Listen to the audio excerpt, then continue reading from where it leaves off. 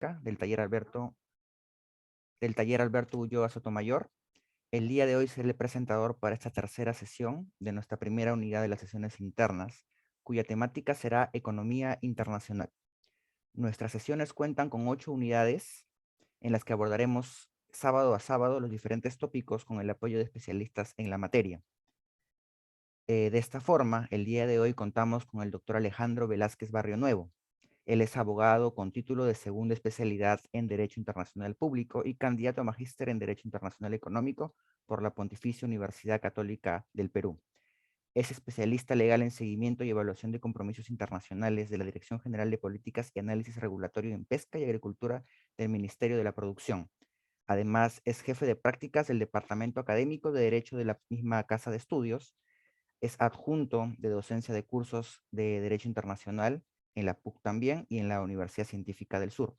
Asistente académico del programa de segunda especialidad en Derecho Internacional Público de la PUC también y de la Universidad Peruana de Ciencias Aplicadas.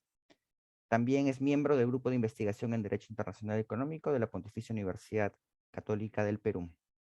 La dinámica para esta sesión, para esta tercera sesión, será de esta manera. El ponente en esta oportunidad va a ir dictando su presentación y en cualquier momento ustedes pueden levantar la mano para hacer una consulta. En ese sentido, les pedimos por favor a todo el público presente que apague sus micrófonos durante el desarrollo de la ponencia. Y bueno, sin más preámbulo, le cedo la palabra a nuestro invitado. Adelante, doctor Alejandro. Muchas gracias, Jeffrey. Muchas gracias nuevamente al Taos por esta invitación. Siempre es para mí grato participar de las actividades académicas de esta institución que he visto, bueno, desde que empecé, pues, desde la primera vez que pude colaborar con una de sus actividades que tienen un alto compromiso académico en temas internacionales. Y bien, justamente el día de hoy me llamaron para poder hablar de manera libre, según me han indicado, respecto a lo que es la economía internacional.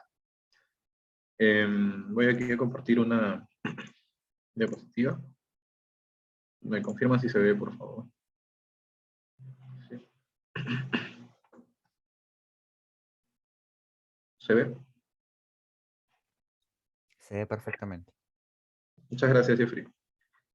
Bien, entonces, partiendo de la economía internacional, ¿no?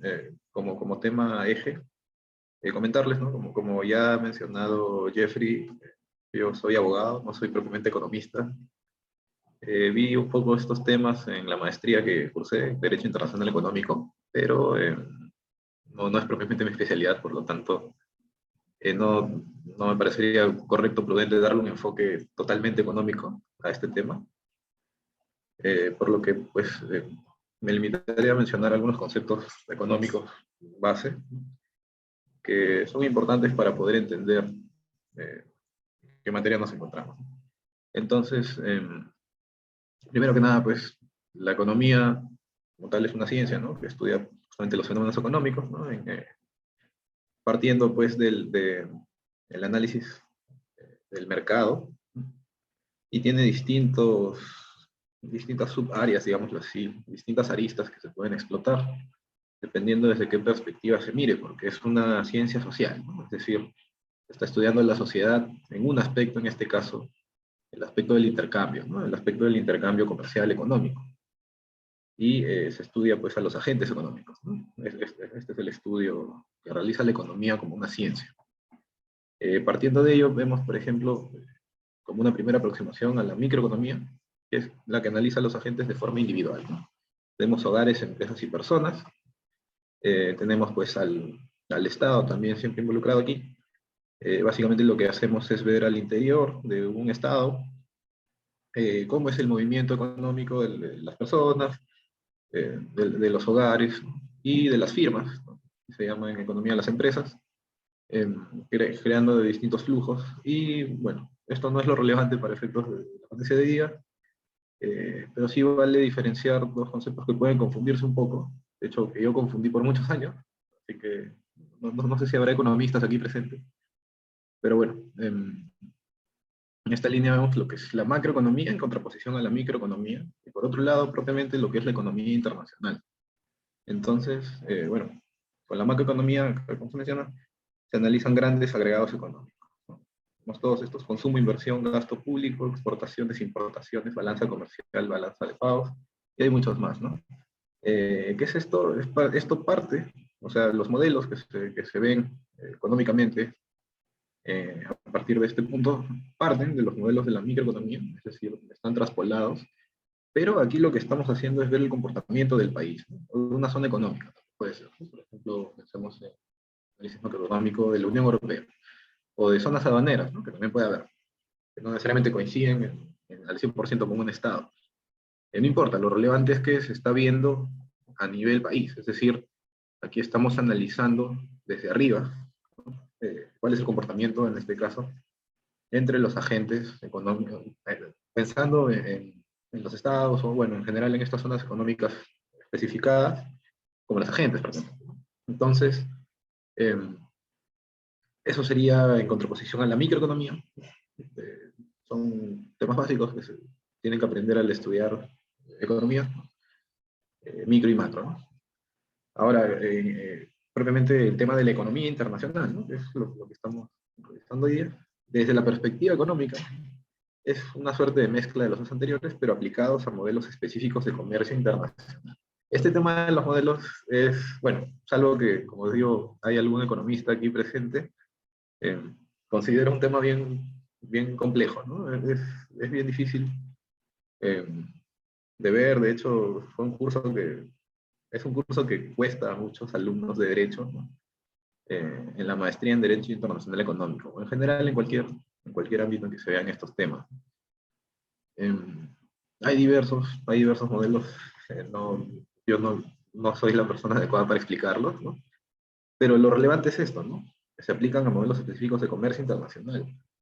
Entonces, la lectura a partir de lo que es la economía internacional en la economía, no parte de ver a los países como agentes propiamente, sino como sería la macroeconomía pura, sino que también involucra a los privados, ¿no? Y en este caso lo que se estaría viendo es cómo así, por ejemplo, un Estado tiene más o menos importaciones que exportaciones o viceversa, y cómo, o sea, ¿a qué responde esto, no? ¿A qué responde, por ejemplo, que un país tenga mayor o menor productividad en su comercio, que pueda contratar o no, que en general si su economía se encuentra abierta o cerrada, ¿no? Es decir, si puede realizar operaciones comerciales hacia afuera sin problemas, no es así. Y bueno, es a partir de esto que entonces tendríamos que entender, ¿no? Viéndolo desde una perspectiva totalmente económica, que se refiere a esto, ¿no? Estaríamos aplicando modelos económicos al comercio internacional. De repente, no sé si estos son conceptos tan conocidos, como digo, pero bueno, partiría de ahí, ¿no? Dado que el título de esta ponencia es Economía Internacional, entonces lo planteo así, ¿no? Yo, como les digo, no soy economista, entonces no me siento autorizado de comentar estos modelos, ¿no? De hecho, sería sinceramente hablarles de temas que yo mismo no entiendo bien al 100%. Pero partiendo de estas definiciones, eh, se puede abordar desde distintas perspectivas, ¿no?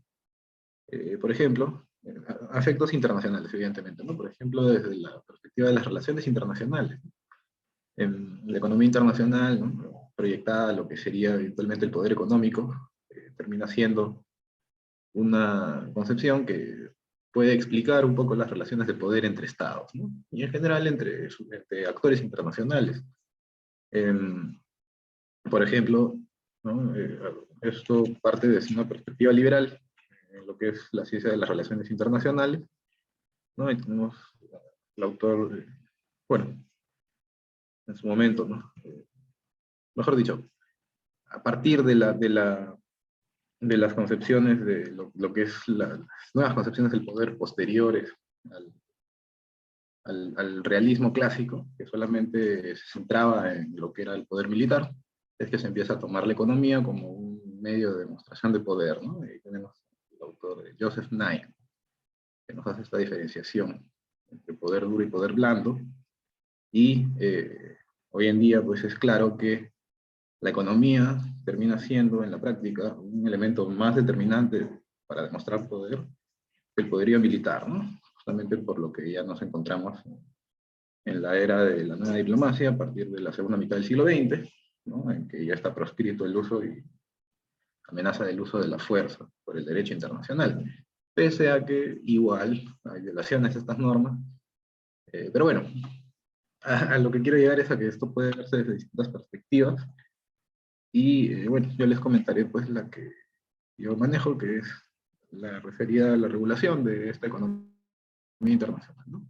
Desde una perspectiva tanto pública como privada, ya que en realidad los estados pues no son personas como nosotros, con pies y cabeza, sino que son instituciones y son más bien sus agentes económicos los que van moviendo la economía de un país.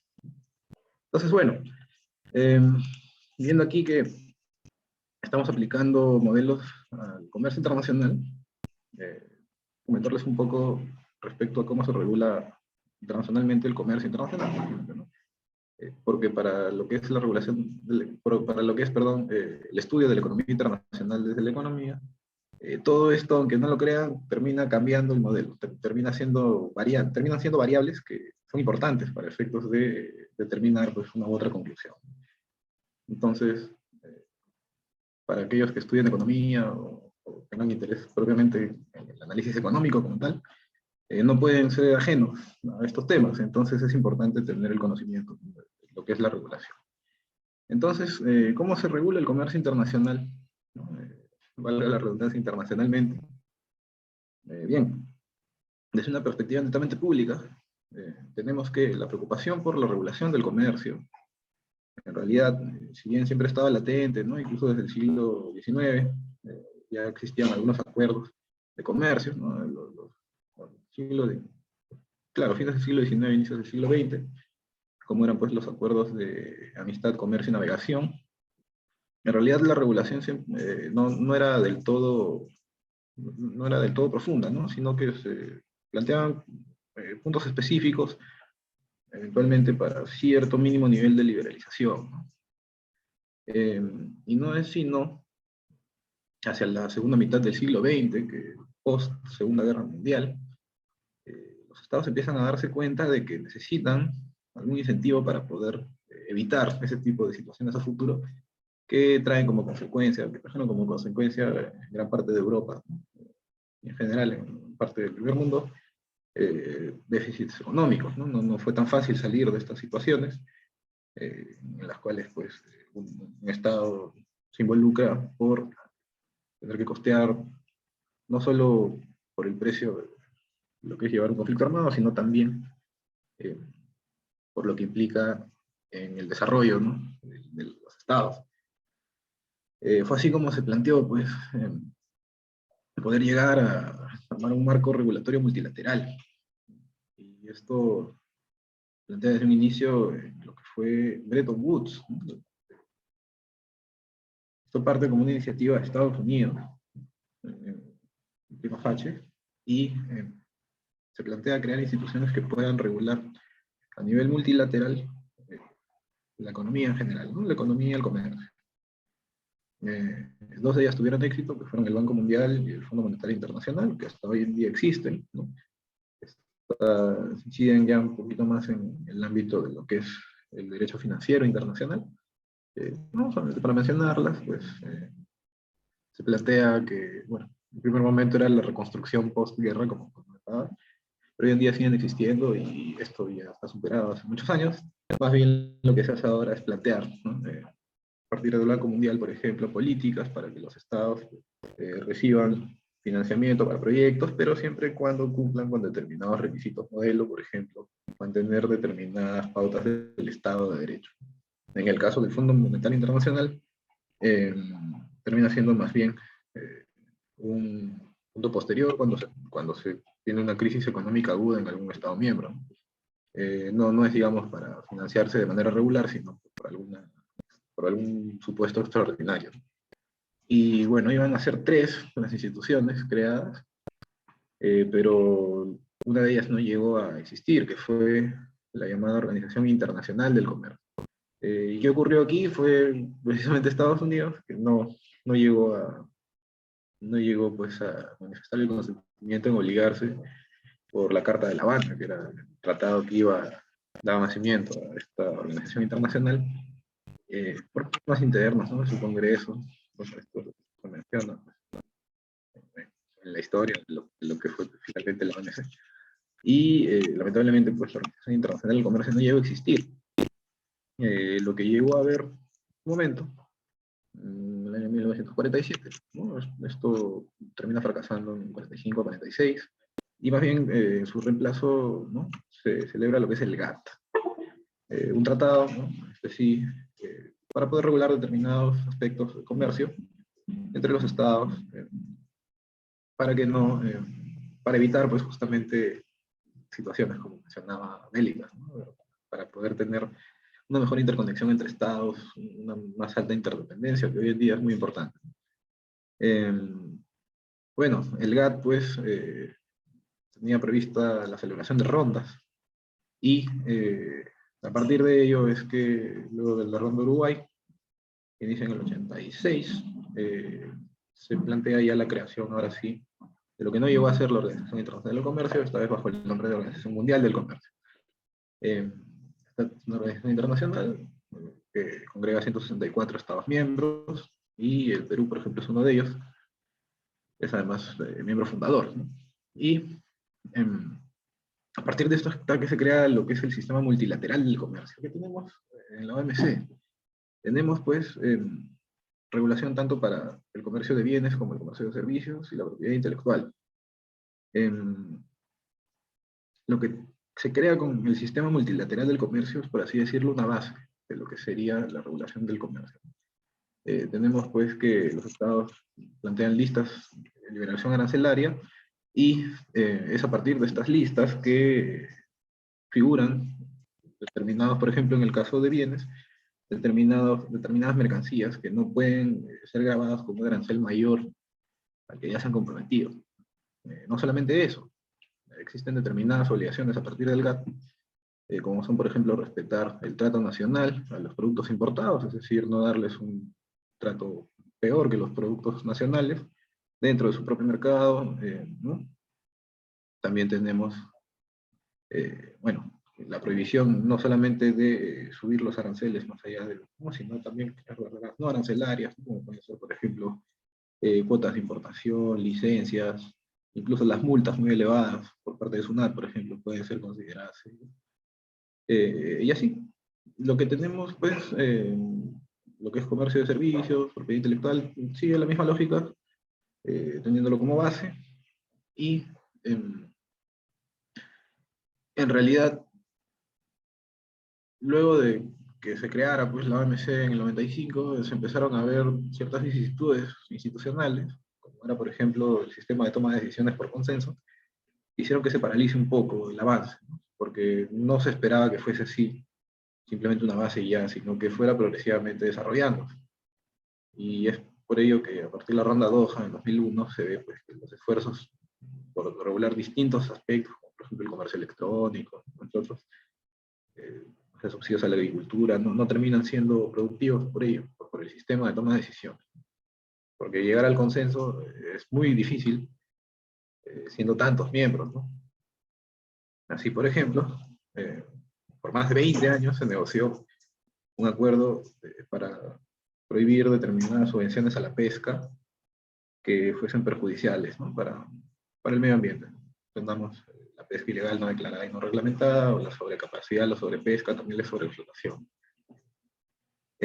Justamente, ahora último, que fue la 12ª conferencia ministerial de la OMC, llegó a adoptarse este acuerdo, después de más de 20 años, increíble.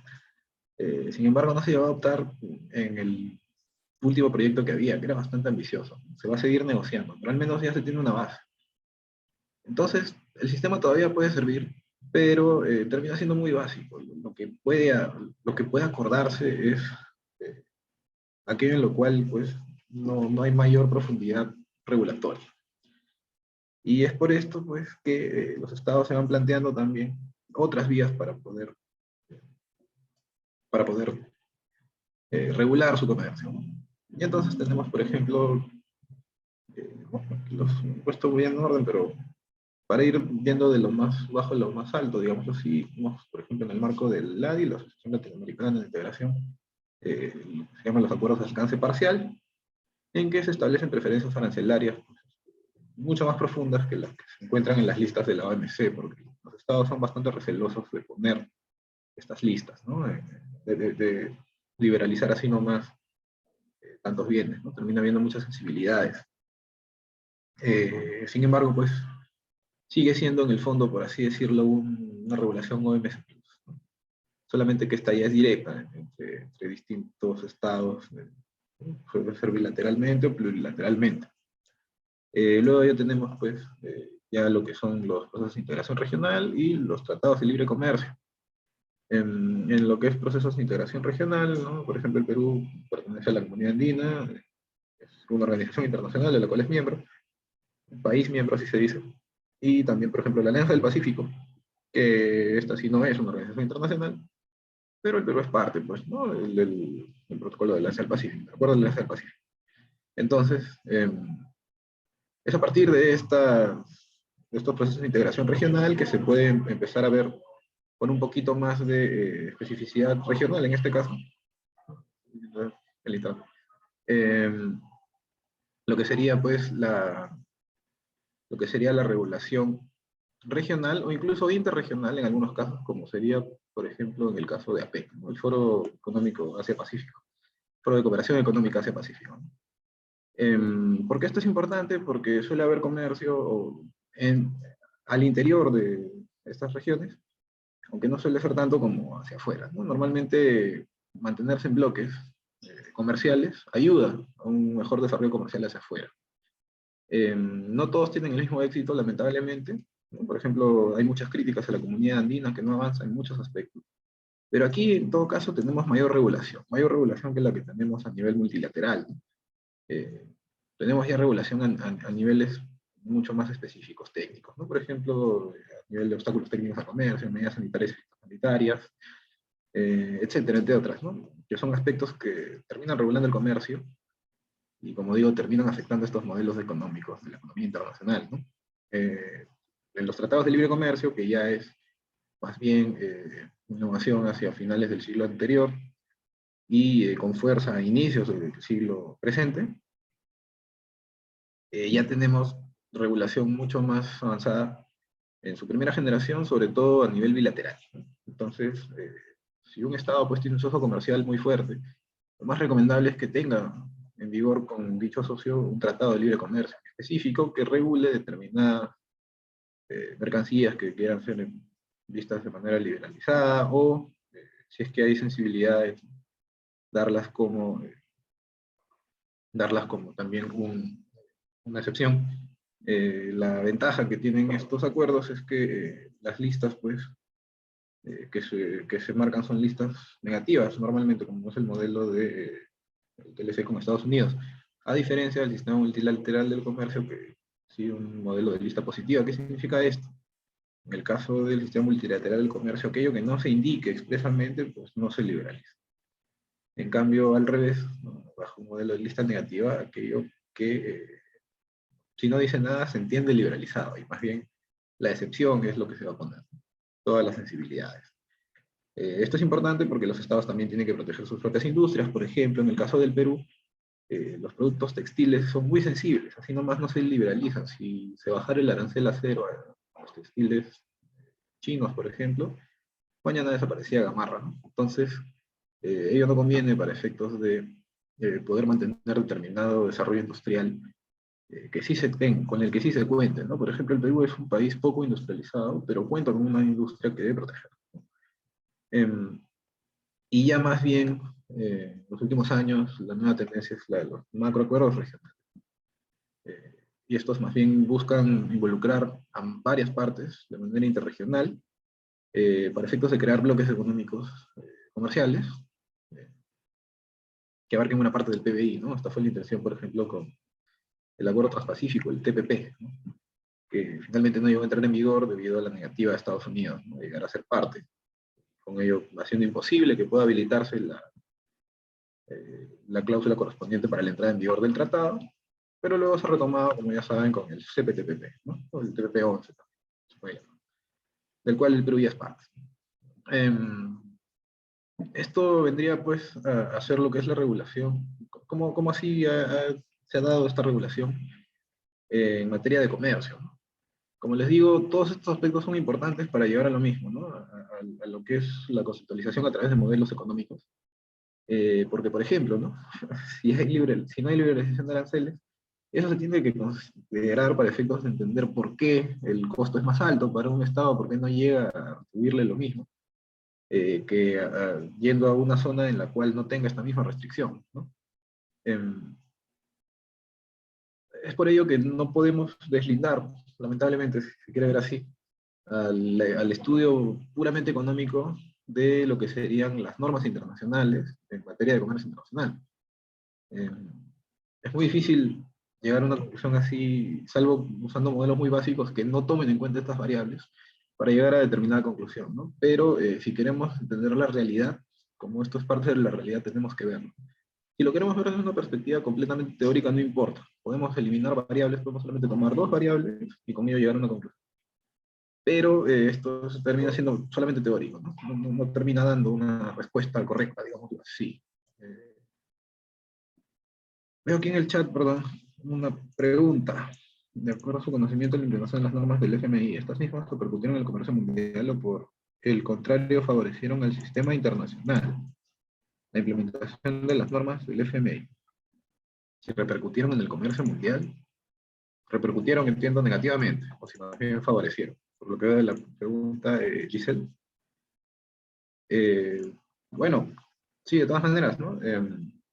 Tenemos en algunos casos que las políticas comerciales de algunos estados han tenido que ser cortadas, ¿no? A partir de la aplicación de políticas del FMI en su beneficio. Por ejemplo, el caso más cercano a nosotros es el de Argentina, ¿no? Que tuvo una fuerte crisis a inicios pues, del presente siglo, fines del anterior, y tuvo que recurrir precisamente al Fondo Monetario Internacional para poder financiarse y salir de la crisis, ¿no? No es que el fondo dice, ah, ya está bien, aquí está la plata, recupera, chao, no, sino que da varias condiciones para poder acceder a este tipo de financiamiento. Y, por ejemplo, ello limita mucho la capacidad comercial del Estado, ¿no? Dicen, pues, no, acá tener un plan de recuperación, no voy a permitir, pues, ¿no? Que tú como Estado pues, tengas total libertad para seguir haciendo lo que quieras con tu mercado, porque evidentemente, pues, no te sale. Entonces sí, tienen repercusión en ese sentido. También inciden en caso que se puedan aplicar. Eh, Sería pues como, ¿no? Haciendo el ejemplo, este ejemplo lo da, este símil lo hace el profesor Víctor Saco, el director de la maestría en Derecho Internacional Económico de la Universidad Católica. Dice, ¿no? Sería algo así como, nos quedamos sin plata, ¿por qué? Porque hemos estado comprando un montón de cachivaches, pues, ¿no? Y finalmente viene tu papá, tu mamá y te dice, ya no te preocupes, te voy a dar la plata para que puedas, ¿no?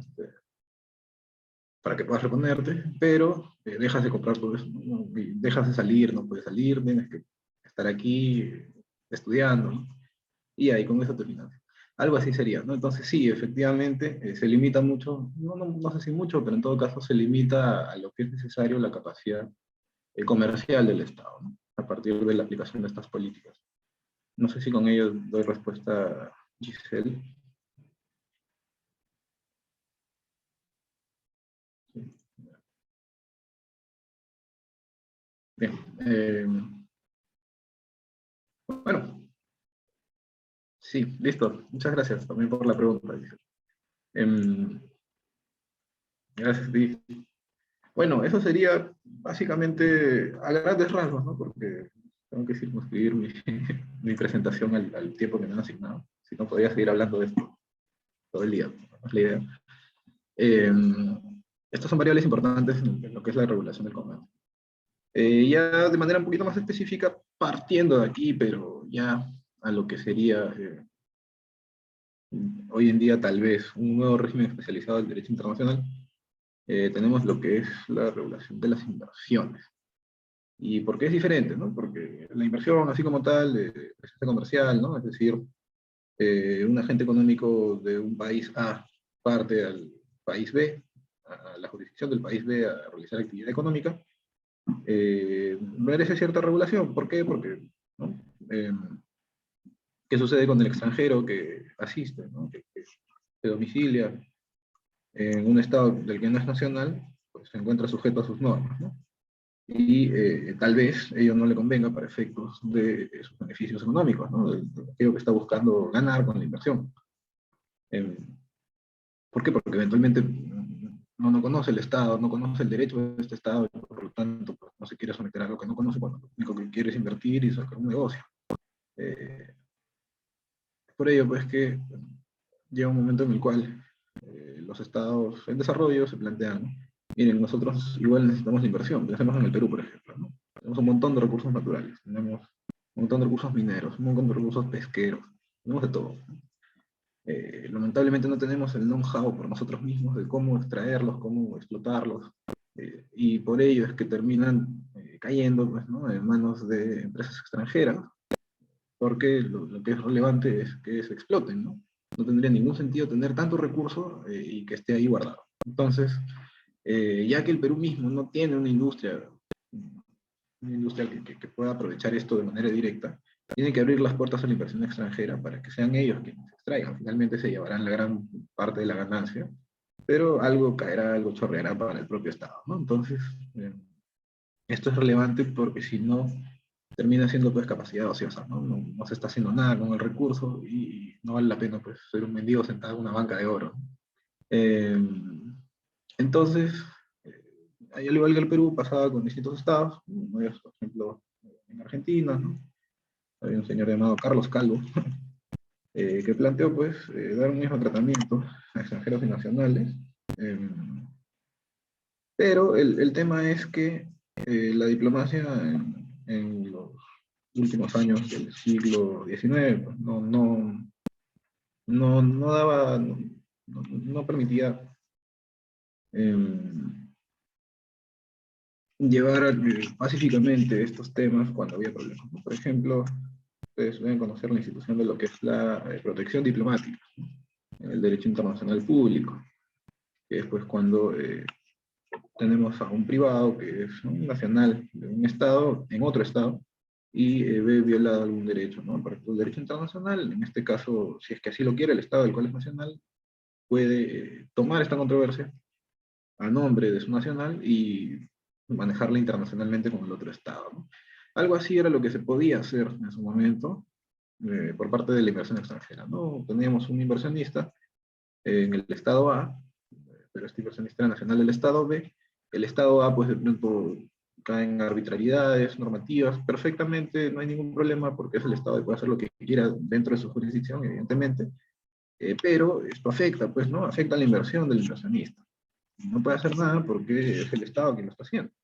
¿Y con quién se queja? ¿Con el mismo estado? No, pues entonces el estado termina siendo juez y parte, ¿no? El estado receptor, y es por ello que se plantea en ese momento la Gambot Policy, ¿no? La diplomacia, bueno, el nombre en español, pero básicamente en esa época había pues estos barquitos que tiraban balas de cañón. Lo que hacían era ir a bombardear al otro estado, el estado del cual era nacional amenazaba, ¿no? Con meter bombas al otro. Y eventualmente lo hacían, porque recordemos pues que no estaba necesariamente proscrito el uso, no sé, el uso de la fuerza, ¿no?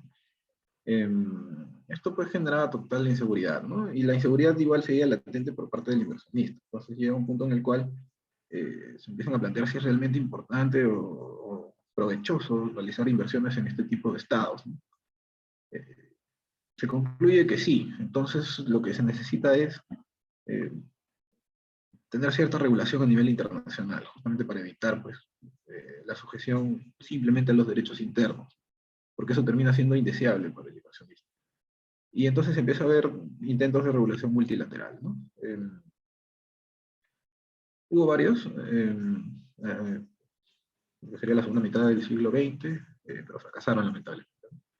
No hubo éxito con estos que quisieron hacerse, ¿no? Por ejemplo, había un proyecto de convenio de Upshot que no llegó pues, a hacer un tratado como tal. Y se entendió muy difícil por un tema, que es que sustantivamente no había un consenso de lo que se entendería por inversión. Mi perrito estaba abriendo la puerta. No había un consenso de lo que sería la definición de inversión y por tanto no fue posible llegar a mantener una regulación multilateral en esta materia de manera sustantiva, ¿no? Y hasta ahora es así, hasta ahora no se ha logrado esto.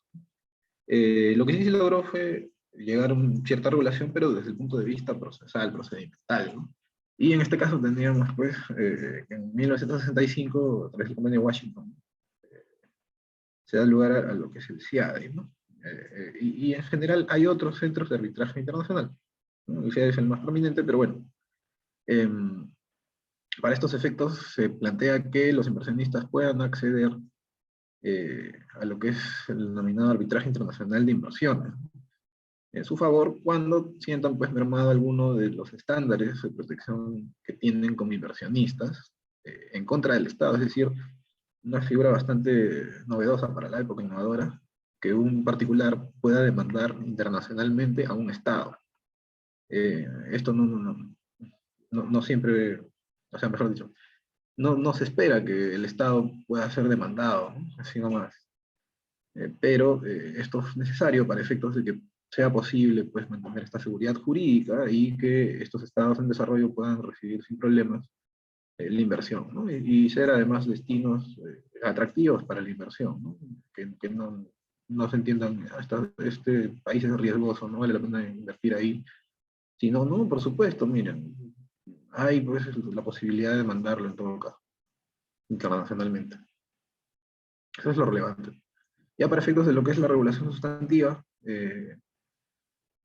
esto, como digo, no existen tratados sustantivos en materia de inversiones a nivel multilateral. Lo que sí hay acuerdos internacionales de inversión, ¿no?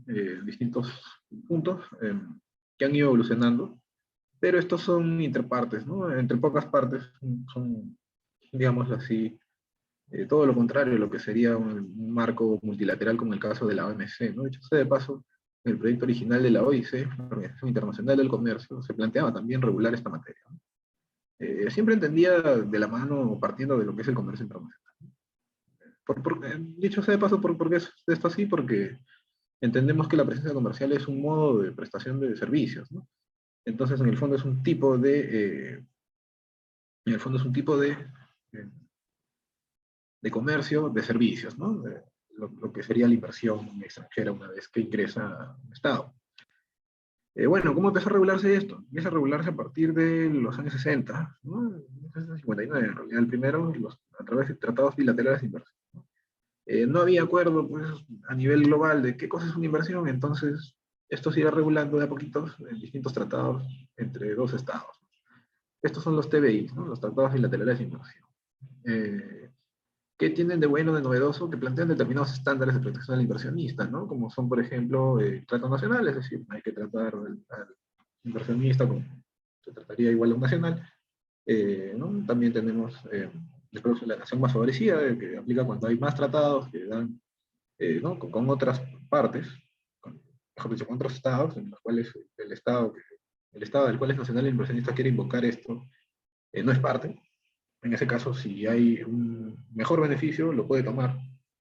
Se respetan aquí también la protección y seguridad plenas, es decir, el Estado tiene que brindar pues, protección tanto policial como jurídica, hoy en día también se entiende. Trato justo y equitativo, que componen otros temas, como por ejemplo la no arbitrariedad en procesos judiciales, respetar las legítimas expectativas del inversionista, entre otros.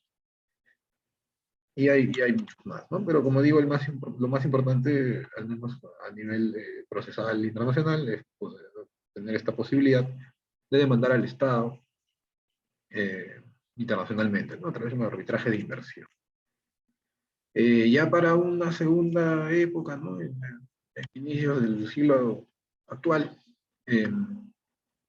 ya no se ven tanto lo que serían tratados bilaterales de inversión, sino que empiezan a ser reemplazados por capítulos específicos de inversión en los tratados de libre comercio, ¿no? Ahí para que veamos, pues, cómo sí, en el fondo esto es también una regulación del comercio. Es difícil para algunos incluso separar las inversiones en un régimen especializado tal cual del comercio, ¿no? Porque en realidad es un tipo de comercio. Pero bueno, ya tiene tantos detalles específicos que seguramente, pues, en, en unos años ya no habrá duda de que es un régimen especializado como tal. Pero bueno, como ven, el capítulo de inversión está dentro del Tratado de Libre Comercio. Este es el caso, por ejemplo, del Tratado de Libre Comercio con Estados Unidos, ¿no? El Acuerdo de Promoción Comercial, que tiene el capítulo 11 sobre inversión. Y así, hay varios, ¿no? Ahora los últimos tratados con Australia, por ejemplo, tienen esto. Hay algunos que no, por ejemplo, en el caso de la Unión Europea no tenemos eso. El tratado con la Unión Europea, el libre comercio, no hay un capítulo de inversión, ahí siguen rigiendo los tratados bilaterales de inversión que tiene el Perú, por ejemplo, con distintos estados europeos, ¿no? Y lo último que tenemos hoy en día es, ya, al igual que en el caso del comercio puro y duro, digamos así, los macroacuerdos de inversión, ¿no? ¿Y qué es lo que ocurre con esto? Lo mismo, se plantea a nivel internacional, ¿no? Se plantean medidas para la inversión, incluso se plantean, ¿no? Ya innovadoramente, ¿eh? Eh, nuevos tipos de arbitraje y, como por ejemplo, aquellos que contienen un que contienen la posibilidad de una segunda instancia, que todavía no se ve en el CITA, ¿no? Se llama el CITA, tratado, pues, entre la Unión Europea y Canadá. Eh, bueno, eso es lo que tenemos hasta hoy, ¿no? En lo que es la regulación de las inversiones, como digo, un poco más particular, entre estados específicos, más privadas, salvo lo que es el ámbito procesal en algunos supuestos, ¿no? Esto todo lo que sería la regulación internacional, pero no hay que olvidar, no hay que dejar de lado que también se les brinda protección mediante el propio derecho interno, ¿no? Entonces, los estados, por iniciativa propia, sin la necesidad de tener que tener un tratado en vigor con el estado del cual es nacional el inversionista, perfectamente pueden protegerlo, por ejemplo, a través de un contrato, ¿no? O lo que corresponda. Un contrato, el, el, la concesión, etcétera. Esto va a variar dependiendo de cada derecho interno, el nombre, ¿no? Los mecanismos de derecho interno que tengan, pero inclusive a través de ellos se puede también, por ejemplo, acceder a los arbitrajes internacionales de inversión. Entonces esto es muy importante si el Estado quiere mantenerse activo, atractivo, ¿no? Como por ejemplo en el caso del Perú, el artículo 62 de la Constitución, ¿no? Que permite eventualmente congelar determinada normativa aplicable para determinados contratos, ¿no? Y esto se usa para llevar a cabo los famosos contratos ley.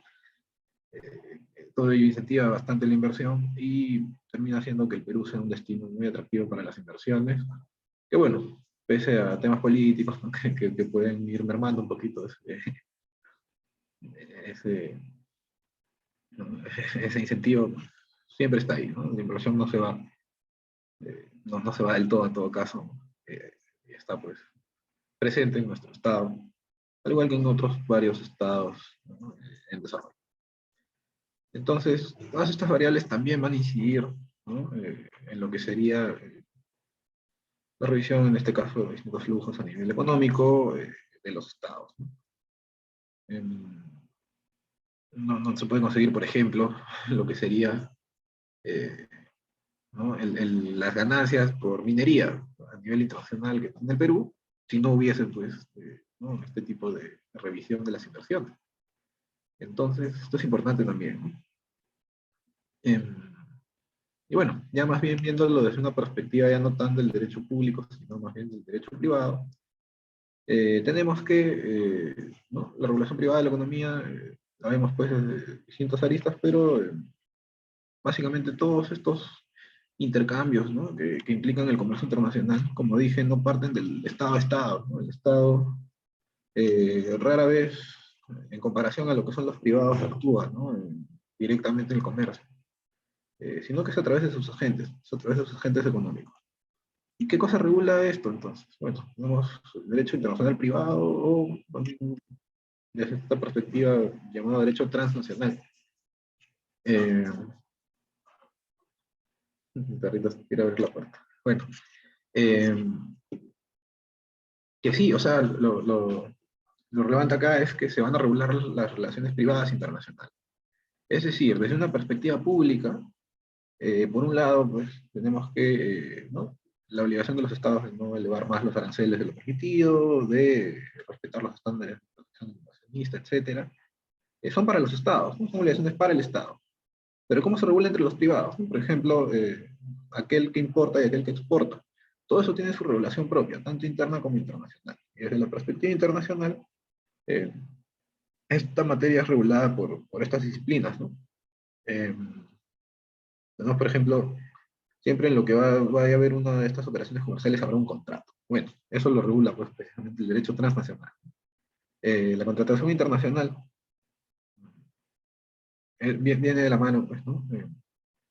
Con lo que es el derecho nacional privado, como comento, pero no sin verlo desde la perspectiva pues, de identificar la ley del foro o aquel foro en el cual va a tener que resolverse una controversia, viéndolo más bien desde una perspectiva de cuáles son las normas que van a aplicar a esto, que son internacionales. Bueno, básicamente en el derecho privado, pues, lo más importante termina siendo la autonomía de la voluntad, ¿no? Como ustedes ya deben conocer. Pero muchas veces pues hay huecos, ¿no? Y esto tiene que cumplirse. Por ejemplo, en el Perú, nosotros celebramos un contrato, lo que no estemos poniendo de manera expresa, pues se regulará por el Código Civil. ¿Y qué ocurre entonces con los contratos internacionales? ¿No? Bueno, cuando no hay pues, claridad sobre esto, aplican, como digo, las reglas de derecho internacional privado, las reglas de conflicto, pero lo mejor es siempre regular, ¿no? Siempre tener una base y en este caso, por ejemplo, para lo que es la compraventa internacional, hay disposiciones, ¿no? En este caso de derecho público, como son un tratado, que es la Convención de Viena sobre Compraventa Internacional de 1980. En ella se regulan, pues, distintos aspectos de los contratos internacionales, obviamente solamente para las partes, ¿no? Para aquellos que contratan siendo nacionales de las partes del tratado, ¿no? Caso curioso, por ejemplo, hay algunos aspectos que no se encuentran contemplados de manera expresa, si se permite, pues, dar por terminado un contrato por causales de fuerza mayor cuando termina siendo una imposibilidad subsecuente del cumplimiento, pero no se permite cuando es aún posible cumplir, pero solo que es de manera muy onerosa, ¿no? Lo que en derecho de los tratados se llama un cambio fundamental en las circunstancias, en derecho civil peruano se llama la excesiva onerosidad de la prestación. Estos conceptos no están contemplados aquí, justamente porque este tratado parte de lo que son los usos y costumbres del mercado, ¿no? Esto es la llamada lex mercatoria. No tenemos aquí una serie de normas plenamente vinculantes, sino más bien, digámoslo así, las costumbres que hay entre los comerciantes van dando lugar a proyectos normativos que los privados pueden tomar en consideración para efectos de regular mejor sus relaciones privadas internacionales. Por ejemplo, esto se ve en lo que son los Incoterms, ¿no? eh, que son, pues, son propuestas que tienen que incluirse de manera expresa en el contrato para efectos de determinar el riesgo, entre otros, ¿no? Para efectos de determinar el riesgo de pérdida, por ejemplo, de los bienes, ¿no?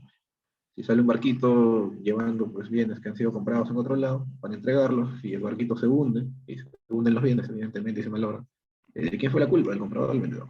Eso se puede solucionar incluyendo contenos específicos, ¿no? Y dependiendo de quién quiera asumir más riesgo, termina siendo más o menos caro, ¿no? También tenemos, por ejemplo, los principios UNIDROIT, que también, nuevamente, intenta reflejar esta ley mercatoria, las partes pueden, un contrato pueden tomarlas como no, pero también haciendo recomendable que las tomen. Por ejemplo, en esta se encuentra, ya de manera expresa, esta posibilidad de alegar pues, un cambio fundamental en las circunstancias, ¿no? Una excesiva onerosidad de la prestación. Y bueno, más allá de eso, como digo, siempre se da lugar, cabida a lo que es la regulación privada contractual, ¿no?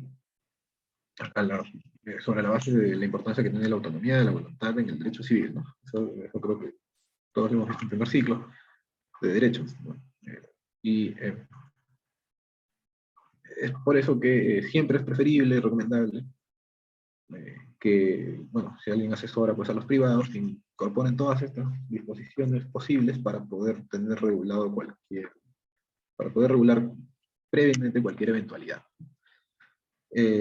¿Por qué es relevante esto de la regulación privada? Pues nuevamente porque de esto va a incidir, primero que nada, para efectos del Estado, si es que hay respuesta no del Estado, pero segundo, conoce que la economía internacional mezcla tanto microeconomía como macroeconomía y también es relevante para estas variables lo que sería la relación entre los privados que vienen actuando para efectos del desarrollo de la economía internacional. Entonces, este tipo de regulación también va a incidir, sobre todo, evidentemente, cuando se trata de operaciones importantes, ¿no? No estamos hablando, pues, no sé, me compré un teléfono en Estados Unidos, estoy esperando que vengas. En verdad, no cambia los cuadros, pues, del Estado, ¿no? Bueno, varios teléfonos supongo que sí, pero uno solo no, pero cuando se trata, pues, de operaciones importantes, toda esta regulación termina incidiendo en lo que es el modelo, ¿no? El modelo de revisión de la economía internacional desde el punto de vista de la economía. Y para concluir, ocurre lo propio con lo que es el financiamiento internacional, ¿no? Algunas empresas necesitan operaciones de financiamiento y se valen, pues, de empresas financieras internacionales que pueden aportar para efectos de generar ¿no? Un mayor desarrollo empresarial en este caso, que va a permitir, pues, tanto la industrialización como mejores operaciones comerciales. Nuevamente esto termina siendo incluido a los modelos cuando termina siendo relevante para efectos de, por ejemplo, ver la balanza comercial. La balanza, ¿no? Entre un estado y otro termina siendo relevante porque esto hace variar el modelo dependiendo de qué tanta dependencia hay entre una y otra de las partes del modelo, ¿no? Eso es importante por estos efectos. Por eso que también tiene que estudiarse la regulación privada, ¿no? No solamente quedarse con lo que serían las obligaciones jurídicas de los estados, sino también de los privados, de los agentes que van participando en estas operaciones de comercio. Porque en muchas de ellas también está involucrado el Estado y termina haciendo repercusión en el modelo. Y bueno, eso en verdad sería a nivel bastante resumido, porque sé que tengo poco tiempo, de hecho, estoy midiendo que no se me pase el tiempo. Y bueno, allá a modo de conclusión, ¿no? La economía, pues, como ven, se rige por distintas variables. Una de ellas es la jurídica, ¿no? Que es la que les voy a exponer aquí, porque dada mi especialidad, mi formación. Pero hay más. En todo caso, lo que es relevante es conocer esta normativa y cómo termina afectando las relaciones comerciales, ¿no? Porque esto es lo que tiene que traspolarse a los modelos económicos, ¿no? A los modelos en economía internacional. No es simplemente saber el derecho por saberlo, sino en una situación específica. Se ha aplicado esta norma y es por eso que tenemos este resultado comercial. Y eso va a ingresar como una variable el modelo para efectos de dar la conclusión, ¿no? A partir de sus estudios.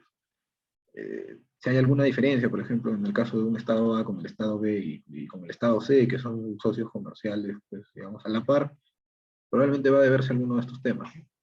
Algún aspecto, por ejemplo, ¿no?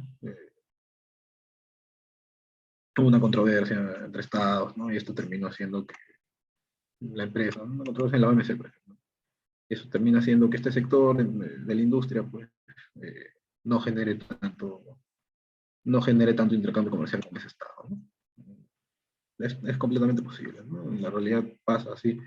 En el caso, por ejemplo, un ejemplo cualquiera, en la OMC, pues, ¿no? Guatemala llevó un caso por la aplicación del sistema de franja de precios, el Perú, al, al órgano de solución de diferencias. Pese a que habían suscrito el Perú y Guatemala un tratado de libre comercio que se permitía mantener este sistema, ¿no? Que en efecto no estaba totalmente acorde a las normas de la OMC y por tanto el Perú perdió en este caso. Bueno, finalmente el Perú decidió no manifestar el consentimiento en obligarse por el TLC y este no iba a entrar en vigor y así se mantiene, esa es la postura que mantiene hasta hoy el Ministerio de Comercio Exterior y Turismo. Entonces eso explicaría, por ejemplo, ¿no? Que exista o no un TLC va a cambiar por completo el resultado de la aplicación de modelos entre el Perú y Guatemala para explicar el intercambio comercial entre ambos países, ¿no?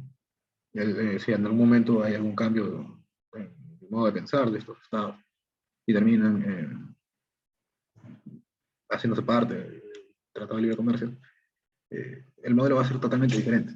Eso es algo completamente seguro. El resultado del gráfico, ¿no? Que se arma termina siendo distinto. Entonces, bueno, eso para concluir. Espero pues que en algún sentido sea útil esta presentación. como digo, no es la única variable, hay muchas más. Habría que tener pues, un especialista de cada materia que estuviese involucrada para poder entender todas las variables que puedan aplicar en un modelo.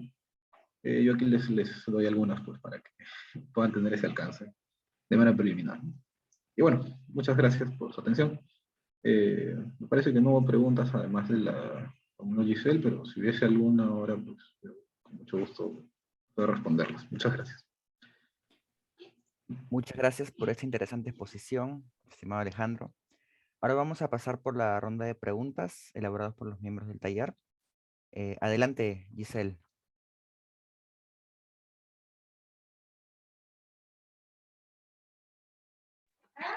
No, únicamente sería eh, el agradecimiento por esta ilustrativa conferencia sobre la economía y cómo van a manejarse todas estas variables dentro de ella. Y ya la pregunta sería la que he puesto en el chat. Gracias. Perfecto. Tenemos un par de preguntas también dentro del formulario. La primera sería, ¿cuáles son las dinámicas o problemas que se han presentado en las cadenas de valor para una alta inflación como respuesta? Eh, ¿Cómo era, perdón? Para... ¿Cuáles son las dinámicas o Ya, problemas que se han presentado en las cadenas de valor para ujú. una alta inflación como respuesta? Ya, esa muy bien, es una muy buena pregunta económica, ¿no? En verdad, sí, la respuesta atinada al 100% la tendría que dar un economista. No, no es mi especialidad, pero bueno, las cadenas de valor pues, pueden ser, de mi parte, intentando dar una respuesta preliminar, ¿no? Con cargo a que fuese complementada de manera más especializada. Las cadenas de valor pueden tener, pueden abarcar distintas jurisdicciones, ¿no? Distintos mercados, y es a partir de que en alguno de ellos pues, hay alguna fuga de capitales, etcétera, cualquier posibilidad económica que genere pues, la caída del valor, ¿no? En comparación a la divisa, que sería la moneda nacional, que empiezan a encarecerse determinados productos para efectos de la elaboración pues, para efectos del cumplimiento de la parte correspondiente de la cadena de valor, ¿no? Por ejemplo, al hacer celulares, ¿no? Estado X, se arman los chips, ¿no? En Myanmar, ¿no? Me estoy inventando. Y resulta, pues, que hay un problema político, ¿no? El día, pues, hay una pugna por el poder, y finalmente, pues, esto termina ahuyentando la inversión, ¿no? No es un país que tenga eh, una industria tecnológica muy desarrollada, sino que se produce a partir de inversión extranjera, ¿no? Intentando mezclar un poquito los temas que hemos visto. Y es por ello que empiezan a fugar estos capitales, empiezan a ir, empiezan a decir, uy, no, este país está bien peligroso para invertir, así que mejor me voy, porque no quiero pues arriesgarme, mis ganancias terminen en cero, ¿no? Bueno, y esto termina repercutiendo en lo que es la cadena de valor, ¿no? Y puede pasar en el otro sentido también, ¿no? Empiezan a encarecerse los productos para poder cumplir con la cadena de valor en este estado, y eso genera que la productividad baje, y por lo tanto, pues, los inversionistas ya no quieran mantener ese tipo de relación comercial al mismo nivel, ¿no? Entonces empiezan a salir progresivamente y eso empieza a encarecer el costo de la moneda, ¿no? La moneda nacional. Eso genera inflación. Y bueno, sería más o menos es el supuesto que entiendo que es parte de la consulta, ¿no? En los términos un poquito más económicos, ya tendrían que darlos un economista, pero esa es la idea, o sea, esas son las figuras que aplicarían en un caso así. Perfecto. La segunda pregunta es, en la pandemia del COVID-19 se pudo desnudar que los actores transnacionales fueron opacados totalmente por las intervenciones estatales de los gobiernos. Ello enmarcó resolver problemas sanitarios y sociales del COVID-19. Se acerca a Estados Unidos a una estanflación y de ser ello, aumentaría más el proteccionismo económico de los Estados Unidos frente al mundo, tomando en cuenta que la Fed aumentó su tasa de interés en 75. Ya, esa sí la dejaría para, para un economista. En mi caso, o sea, no he hecho el seguimiento completo, ¿no? De esta materia. Eh, Ahí sí tendría que tener mayor tino económico para poder dar respuesta. Me disculpo. De hecho, en la anterior también, pero al menos intenté dar unos lineamientos. Perfecto. ¿Alguien más tiene alguna pregunta de los miembros del taller que se encuentran en la sala? Perfecto. Sí veo a Stevens, Stevens. Disculpen, ¿se escucha? Solo que está un poco entrecortado mi internet. ¿Se escucha? Ah, genial, sí, gracias al ponente porque dijo algo muy cierto. Yo creo que acá mayoría somos de derecho y recuerdo que un amigo muy cercano que es de economía, ahorita no está aquí, ahorita está en Europa, él le encanta bastante la macroeconomía. Con él me involucré a leer lecturas de Stiglitz, de Krugman, de Piketty y tienen mucha razón en el sentido de que hay temas económicos que los propios especialistas en la materia lo dominan, ¿no? Porque la macroeconomía no es nada sencillo, ¿no? Yo creo que solo quería dar mi intervención en este caso para poner un ejemplo principal de lo que es economía internacional. Creo que un ejemplo principal de lo que es economía internacional es la noticia reciente, ¿no? De la Corte Suprema de Estados Unidos que ratifica la condena a Monsanto, el grupo alemán Bayer, ¿no? Creo que es un ejemplo muy, muy ilustrativo.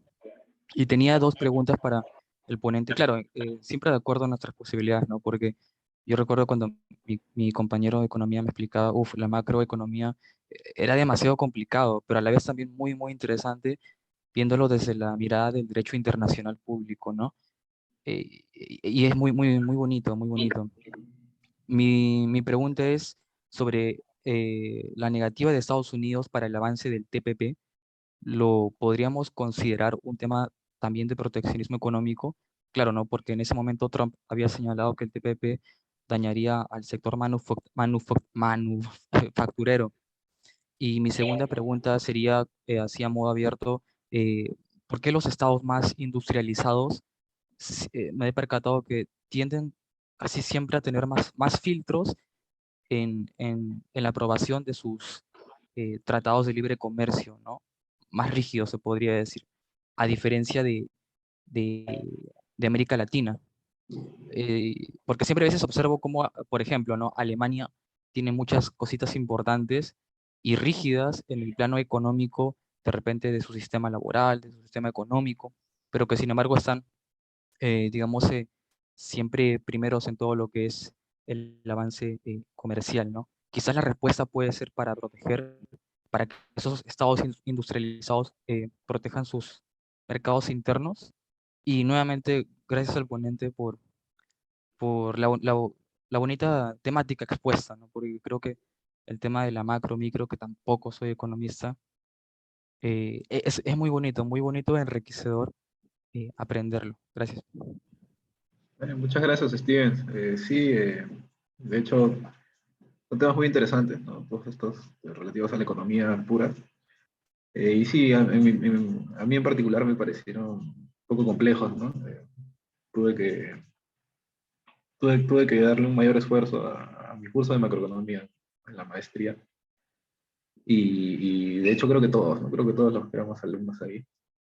Em, y sin embargo, pues no termina de ser bastante necesario conocer, aunque sea un poco de esto, para poder entender muchos fenómenos que se dan en la práctica, ¿no? Como que abre un poco la mente respecto a lo que se ve el día a día. Em, y específicamente sobre las preguntas en cuanto a lo que es el TPP, ¿no? Y la negativa de Estados Unidos por efectos de involucrar una política proteccionista, pues sí, ¿no? Como ya se sabe, en su momento Donald Trump, ¿no? Indicó pues, que se estaba perdiendo la industrialización en Estados Unidos mismo, eh, ¿no? Permitiendo el ingreso de determinados bienes que terminarían afectando a la balanza comercial eh, desde distintos puntos, ¿no? Como por ejemplo en materia de aluminio y acero, etc. En el caso del TPP, pues, iba en la misma línea, de lo que sería la apertura comercial hacia nuevos mercados, ¿no? En este caso teníamos más del 60% del PBI mundial involucrado. Y esta fue una iniciativa de la gestión anterior a Trump, que fue la de Barack Obama, en la cual, pues ya por un tema más político, Trump deslindó, pues, ¿no? De todo aquello que hizo Obama de manera importante, ¿no? En el caso del TPP, sí, efectivamente fue por esto mismo, ¿no? La afectación a los manufactureros, como un tema técnico, pero más bien un tema político también, pues, ¿no?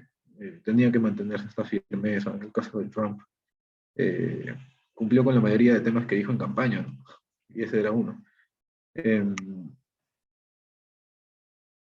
Sin embargo, pues el, el marco, ¿no?, comercial que ya se había adoptado no se dejó de considerar provechoso sin la presencia de Estados Unidos, porque involucraba a 11 estados, ¿no?, más allá de Estados Unidos en sí. Para algunos iba a ser relevante, pero no para todos necesariamente. En el caso del Perú, pues ya tenía regulación bilateral con Estados Unidos y así con varios de los otros, pero sí terminó siendo relevante. Habría sido importante, pues, que se mantuviese este nuevo marco por dos temas en el caso del Perú, porque es el socio comercial más importante y porque establecía nueva regulación que podría ser un poquito menos impuesta, digamos así, ¿no? Porque al momento de negociar los tratados de libre comercio, siempre hay una parte fuerte y una parte débil, ¿no? Dependiendo esto ya del aspecto un poco más político que netamente jurídico, ¿no?, o económico como tal. Y ahí tomó la mano para la segunda pregunta, y es que efectivamente los estados ya más industrializados no quieren, pues, sus, que sus mercados se inunden de bienes importados cuando ellos tienen precisamente industria para poder producir. Entonces, lo que ellos quieren es mandar sus propios productos a otros estados, pero no hay pues nada gratis, todo tiene que ser, tiene que darse en virtud de tratos, ¿no?, de acuerdos de eh, ceder y tomar, ¿no? Entonces, no hay forma pues de que un estado llegue a adoptar un tratado con otro en el cual simplemente uno liberaliza su mercado y el otro no. Es por eso que hay este recelo, ¿no? Es por eso que hay mayor rigidez, como menciona, por parte de los industrializados, porque hay algunos bienes que no tienen y sí, los tienen que comprar de afuera, pero hay varios que sí tienen, que ellos mismos hacen y que quieren que se aprovechen internamente también, ¿no? Además de enviar otros para venta afuera, ¿no? Dependiendo ya del estado en específico, puede haber ciertas susceptibilidades respecto a determinados productos, ¿no? Por ejemplo, en el caso de Estados Unidos, aquí hay muchísimos productos agrícolas. Eh, Estados Unidos produce productos agrícolas, un montón, pero también compra varios productos agrícolas. Que es bien extraño, ¿no? Porque eso uno esperaría, o si tiene tanto, pues, lo buscan para ellos y coman solo choclo de Estados Unidos, que son unos que tienen granitos chiquitos. Eh, bueno, también les gusta pues el choclo de acá, que tiene los granos más grandes y por eso los venden allá. Eh, Sin embargo, pues hay ese recelo, ¿no?, que también se ha podido evidenciar, por ejemplo, en las negociaciones de la cultura de la Organización Mundial del Comercio. Siempre es un tema muy sensible los productos agrícolas, al momento de negociar un TLC también.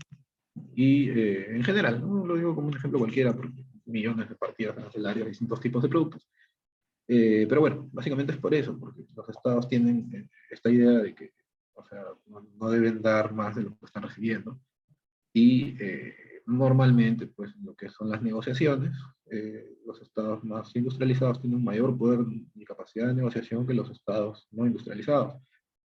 Justamente porque los no industrializados quieren tener acceso a los bienes del industrializado, porque no cuentan con ellos internamente, pero también tienen bastantes materias primas, sobre todo, que quieren exportar, ¿no? Entonces, pues, es por ello que es difícil, ¿no? Es difícil para estos estados más grandes llegar a soltar así nomás sus mercados, abrirlos por completo, y por eso no ponen más candados a lo que sería pues un resultado final. Sería más o menos en esa línea. Stevens, no sé si con ello doy respuesta a tus preguntas. Sí, muchas gracias por todo. Muchas gracias. Muchas gracias también, Steven.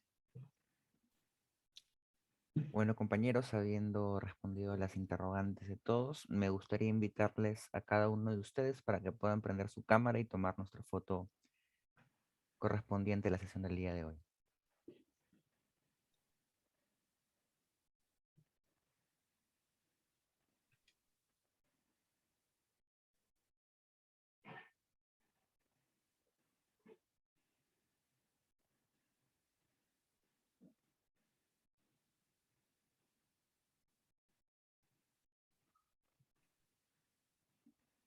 ¿Alguien más desea prender su cámara?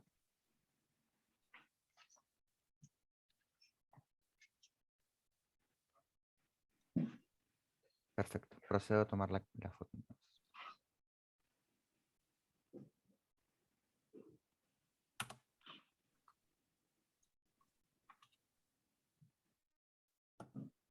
A ver, una más por si acaso.